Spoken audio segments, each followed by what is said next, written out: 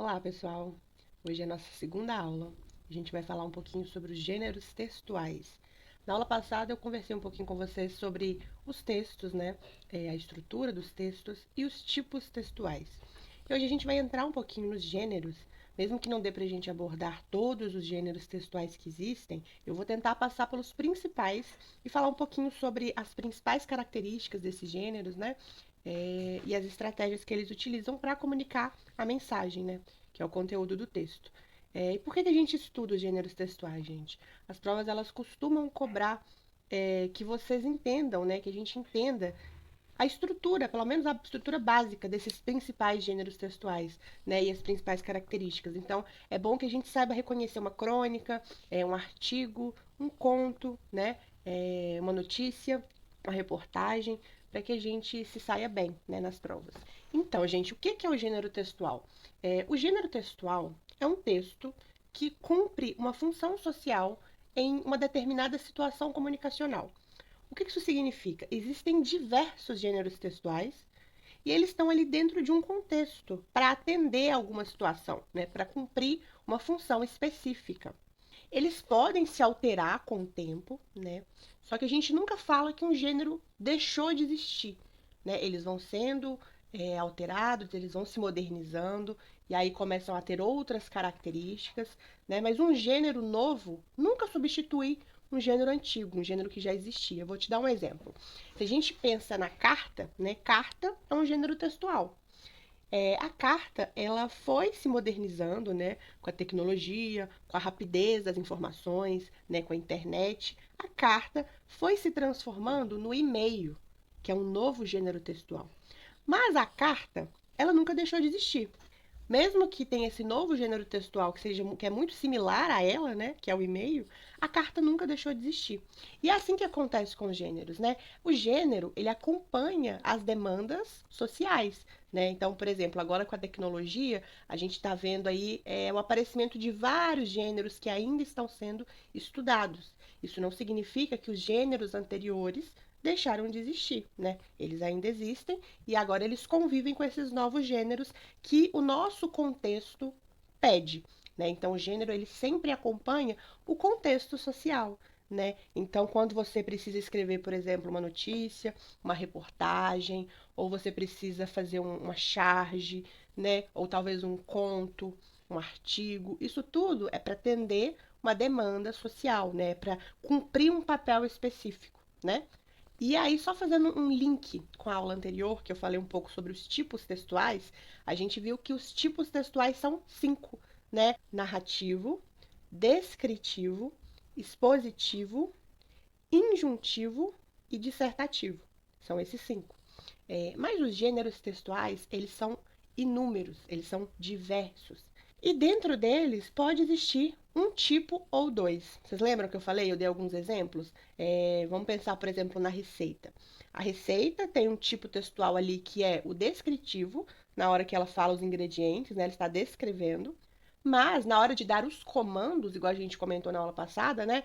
Asse, misture, bata, né? Esses comandos, eles têm um caráter injuntivo. Então, são dois tipos textuais dentro de um só gênero. E isso acontece muito, gente. Muitos gêneros textuais têm ali vários tipos textuais dentro dele. Então, é uma questão de quê? De analisar, né? Não existe decoreba. A gente não pode falar assim, toda receita é injuntiva ou toda notícia é narrativa. Não, porque a gente precisa ler e analisar para entender, né, que tipo textual é aquele. Aí entra onde? Na interpretação de texto. E aí, uma coisa importante para a gente entender na hora de estudar os gêneros textuais é a linguagem, gente. A linguagem é um tema também que sempre cai em provas, costuma cair bastante a questão da linguagem e da variação linguística. E o que é isso? Nós podemos, gente, nós temos aí várias modalidades da linguagem. A gente pode ter a norma culta, né? Que é aquela forma padrão de falar, tá?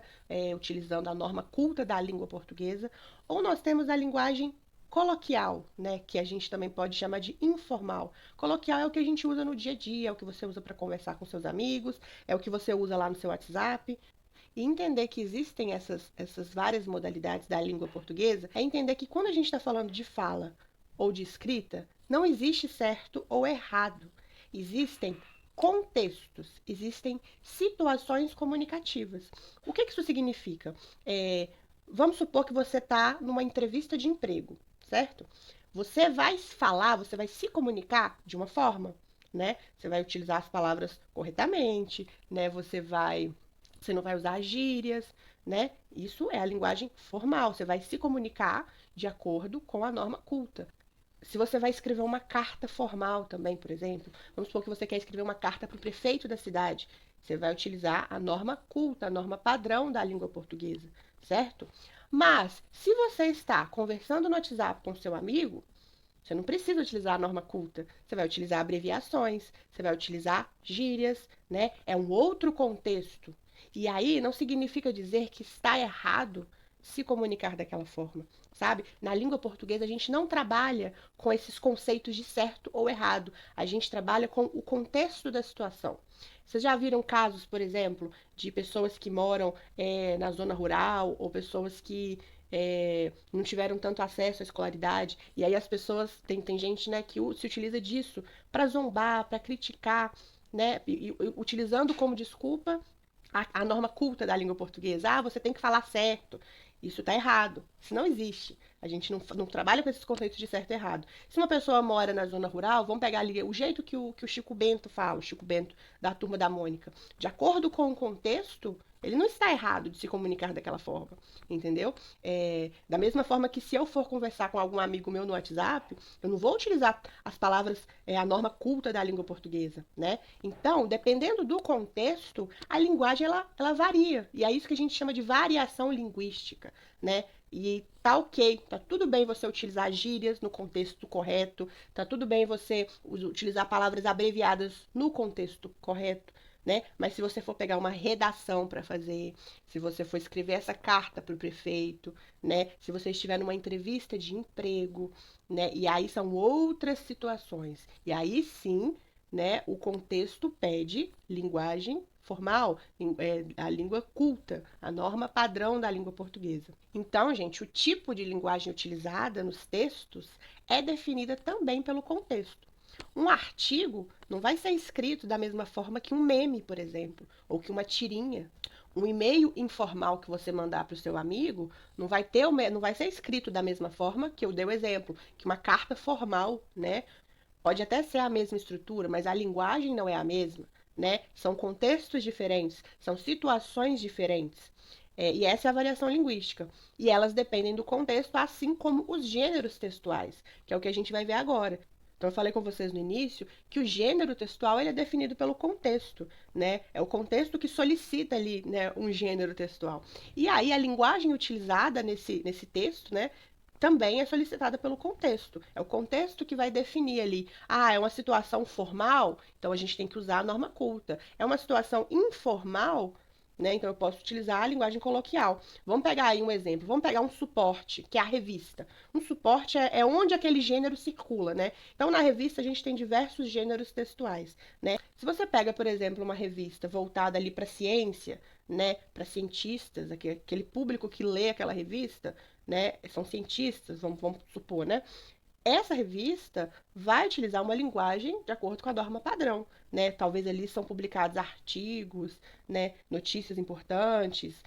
Então, a linguagem ali é diferente do que a gente pegar uma revista de fofoca, por exemplo. Numa revista de fofoca, a linguagem é outra, porque são contextos diferentes. E aí, na revista de fofoca, provavelmente, você pode ter gíria, né? Você vai ter linguagem coloquial, linguagem do dia a dia, do cotidiano, né? Essa é a diferença. Então, o formal, o culto, né, é de acordo com a norma padrão da língua. Você utilizar a língua de acordo com as normas, certo? Isso é formal, isso é culto. Agora, o informal, o contexto informal, você utiliza a linguagem cotidiana, do dia a dia, tá? E aí, gente, os gêneros também funcionam dessa forma. A linguagem utilizada no gênero, ela vai de acordo com o contexto, tá? Os gêneros, eles estão atendendo a uma demanda da situação, ou seja, a situação está pedindo aquele tipo ali de gênero, aquele tipo textual ali. Então eu vou passar aqui rapidamente pelos principais gêneros e falar um pouco sobre as principais características, né? Vamos começar falando um pouco dos gêneros considerados gêneros literários, né? Que são aqueles textos de caráter narrativo, vocês lembram desse tipo textual, né? E eles geralmente estão contando uma história. Só que aí existem formas e formas de contar essa história, né? Esses gêneros geralmente possuem um narrador, possuem personagens, e tem o espaço, né, o local e o tempo da história muito bem definidos, né? Então, é uma história que aconteceu em algum lugar, em algum tempo e com alguém, né, com personagens. E é narrada por alguém, que é o narrador. São histórias de ficção, né? E a gente pode citar, por exemplo, conto, né, o romance, a novela e a fábula, né? Vamos pegar esses quatro. Tem outros, gente, mas vamos pegar esses quatro, né, para vocês entenderem. O conto é aquela história mais rápida, é uma história breve, é uma história que se passa em um curto período de tempo. Tem poucos personagens envolvidos, né? É uma história, uma, duas páginas, costuma ser um conto. Já o romance, gente, o romance, ele é mais desenvolvido do que o conto. Ele tem um enredo mais desenvolvido. Então, ele se passa em um longo período de tempo, né, mais longo do que o conto, e cita mais personagens, né, a história se desenvolve melhor. O romance é o que a gente pega, é um livro, né? O romance é uma história de livro, né? E a novela está entre o conto e entre o romance. Ela não é tão breve quanto o conto, mas ela não é tão extensa quanto o romance, tá? Então a gente pegou conto, novela e romance. E aí a gente tem a fábula ainda. A fábula, ela tem uma estrutura parecida com a estrutura do conto, mas ela tem um teor assim mais fantástico. Por quê? Porque nas fábulas, os animais são os protagonistas da história, eles têm características humanas e eles se comportam como seres humanos, né? Então, por exemplo, a gente conhece a raposa e as uvas, a cigarra e a formiga, a tartaruga e a lebre, né? A gente já viu essas fábulas, a gente já passou por elas no decorrer da nossa vida, né? E a fábula, ela sempre tem uma lição, uma moral na história, no finalzinho. Sempre tem uma lição para ser aprendida. Então, gente, qual é o objetivo desses gêneros que eu citei? Esses gêneros, eles têm um caráter estético, eles são para encantar ou para divertir o leitor. Tem um quê ali de entretenimento, né? Você se delicia quando você está lendo, né? Não tem, por exemplo, o mesmo objetivo que uma notícia, que é informar, né? Não tem o objetivo do artigo, que é convencer. Não, esses gêneros que são ali os gêneros da literatura, né? Eles têm um objetivo diferente, é para encantar, é para divertir, tá bom? Existe um gênero textual, gente, que ele transita ali entre a literatura e os gêneros jornalísticos, que é a crônica. A crônica, a gente ouve muito falar da crônica, mas nem sempre a gente sabe muito bem o que é a crônica. É um texto narrativo, é um texto breve, em prosa. O que significa em prosa? É um texto em parágrafos, né? Não é um texto em versos, como a poesia. É um texto em parágrafos.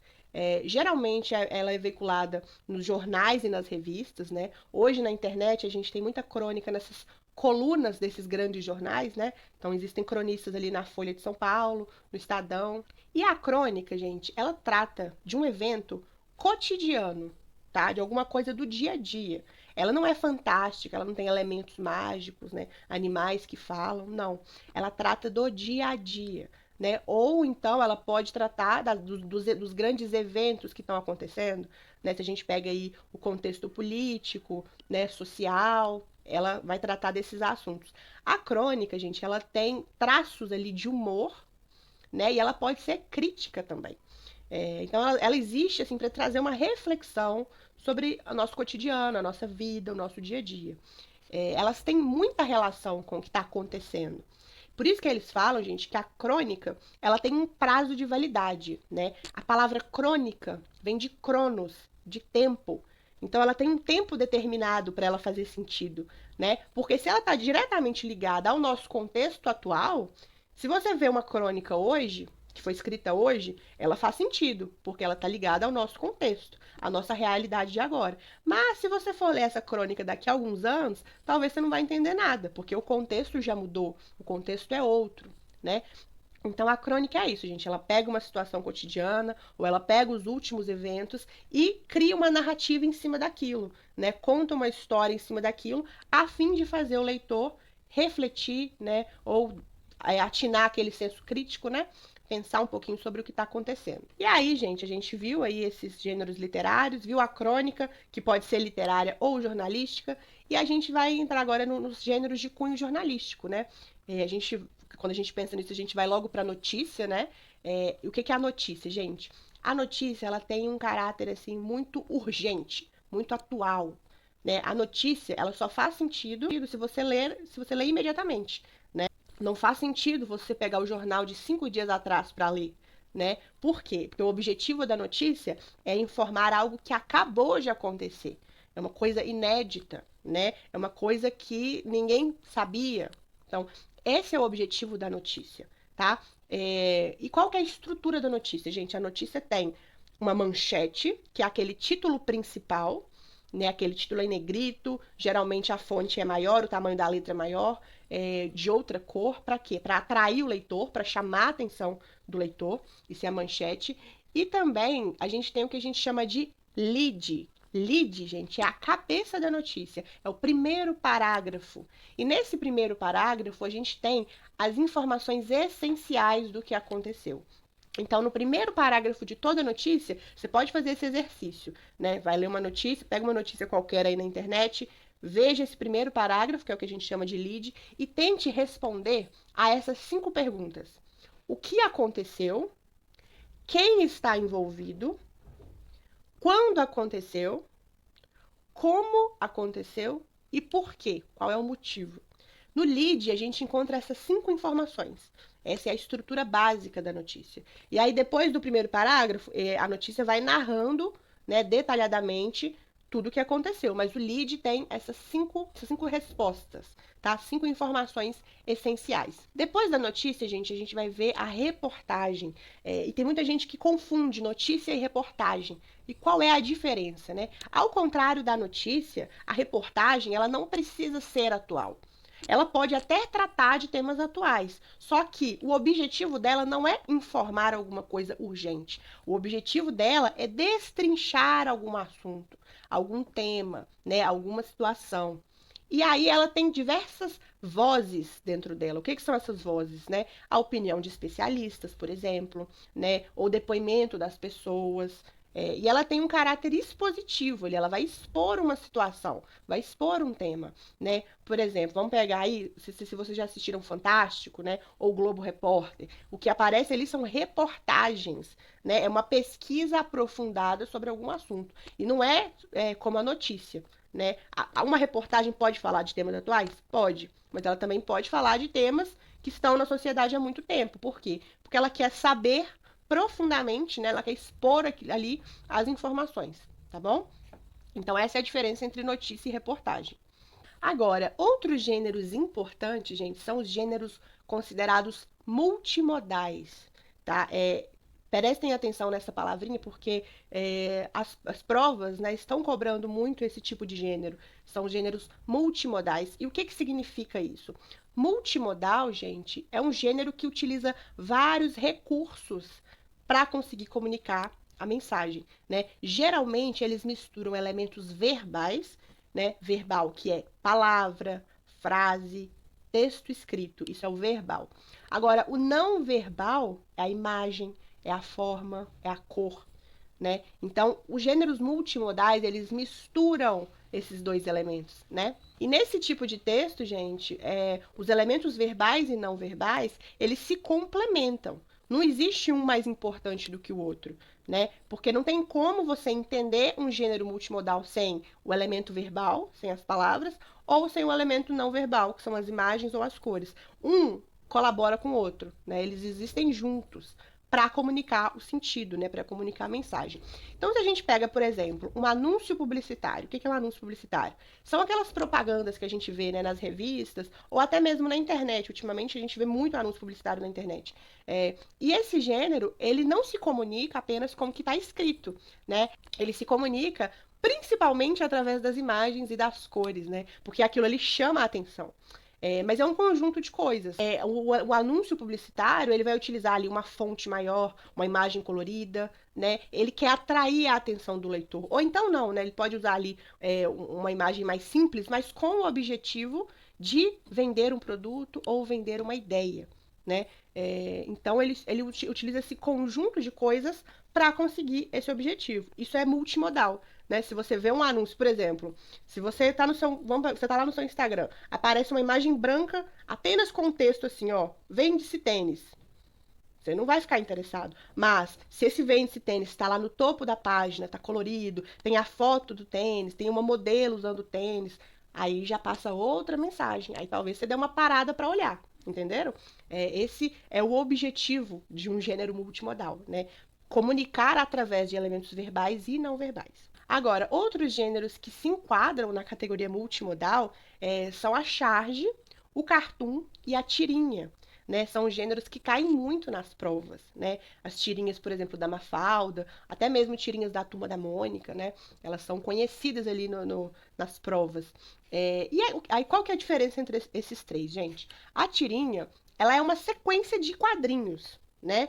Então, tem vários quadrinhos enfileirados, ou um em cima do outro, e eles é uma história, né, de algum personagem, e eles muitas vezes eles fazem críticas aos valores da sociedade, à própria sociedade, né? Fazem questionamentos, fazem reflexões, né? Ela pode ter ali um teor humorístico, né? Ela pode ser engraçada, mas geralmente ela provoca essa reflexão, né? As tirinhas da Mafalda fazem isso bastante, e elas caem muito nas provas. Resumo que eu vou mandar para vocês, tem ali exemplos de tirinha, de cartoon, de charge e de meme, né? Que são os que a gente vai ver agora. Então, a tirinha é essa sequência de quadrinhos, tá? O cartoon, gente, o cartoon é um gênero textual que ele está satirizando a realidade, ou seja, ele está fazendo humor da realidade, né? Então, ele faz isso com uma situação do dia a dia, uma situação cotidiana. A gente vai ver a diferença do cartoon e da charge, vocês vão entender. O cartoon, ele pode ser crítico, ele pode criticar, mas a sua principal característica é o humor. Ele é parecido ali com a piada, sabe?